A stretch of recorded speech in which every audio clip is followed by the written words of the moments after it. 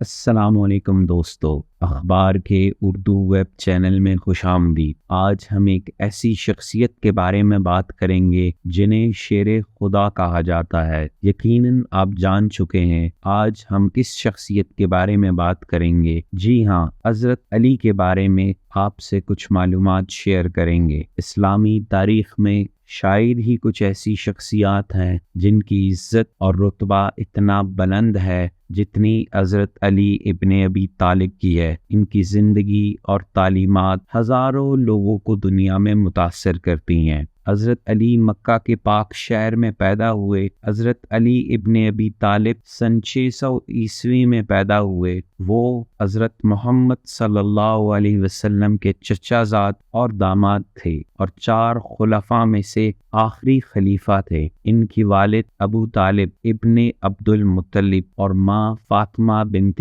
اسد تھیں۔ ایک نوجوان علی نے آپ صلی اللہ علیہ وسلم سے تعلیمات حاصل کی۔ وہ ان پہلے لوگوں میں سے تھے جنہوں نے اسلام قبول کیا۔ حضرت علی نے نہ صرف محمد صلی اللہ علیہ وسلم کے قریبی ساتھی ہونے کا اعزاز حاصل کیا بلکہ وہ پہلے مسلمانوں میں سے تھے جن میں اسلام کی محبت اور استقامت بے مثال تھی۔ حضرت علی نے اسلام کے ابتدائی سالوں میں بہت گراں قدر خدمات سر انجام دی۔ جب مسلمانوں کو مکہ میں شدید تنگ کیا گیا تو حضرت علی مدینہ ہجرت کرنے کے بعد محمد صلی اللہ علیہ وسلم کے شانہ بشانہ رہے۔ حضرت محمد صلی اللہ علیہ وسلم نے اپنی بیٹی فاطمہ کو علی کے نکاح میں دی اور ساتھ ہی حضرت علی ان کے خاص نائب قرار دیے گئے اور حضرت محمد صلی اللہ علیہ وسلم اور اسلام کا جھنڈا لہرانے والوں میں سے تھے۔ مدینہ میں حضرت علی نے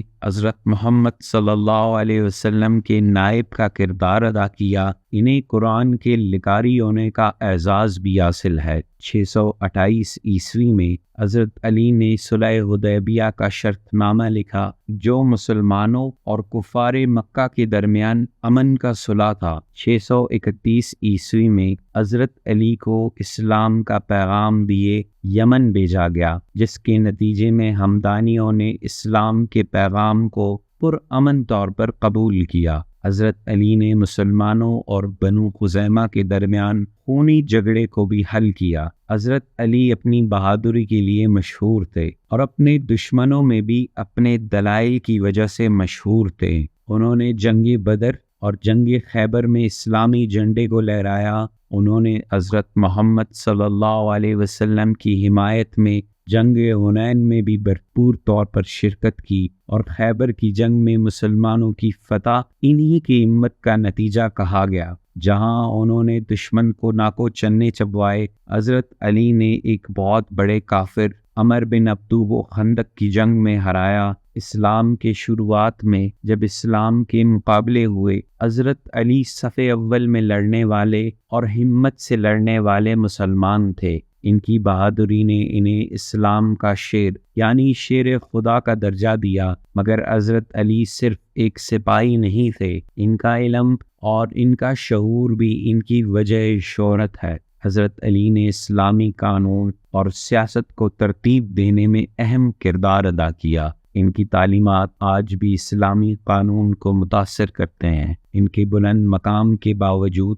حضرت علی نے ایک سادہ زندگی گزاری۔ انہوں نے دولت اور طاقت کو ترک کر کے اللہ اور اس کے مخلوق کی خدمت پر توجہ دی۔ حضرت علی کی زندگی سے ہمیں تقوی، حق اور خودداری کی مثال ملتی ہے۔ ان کی تعلیمات ہمیں دنیا کے چیلنجز سے گزارنے میں مددگار ثابت ہوتی ہیں۔ دنیا جو فساد اور اختلافات سے بھری ہوئی ہے، حضرت علی کی زندگی کے طرز سے گزر کے ایک امید اور رہنمائی کے چراغ کے تلے آ سکتی ہے۔ ہم سب حضرت علی کی شریعت اور سیرت کو اپنائیں اور انصاف اور مہربانی اور رحم کے اصولوں کو قائم کریں۔ حضرت علی کی شہادت تب ہوئی جب عبد الرحمن بن ملجم حضرت علی کے راستے میں صبح فجر کی نماز کے وقت آئے اور انہیں سر پر شدید زخمی کیا۔ ابن ملجم کی تلوار زہر آلود تھی اور اس زخم سے حضرت علی شہید ہوئے۔ ہجرت کا 40واں سال تھا۔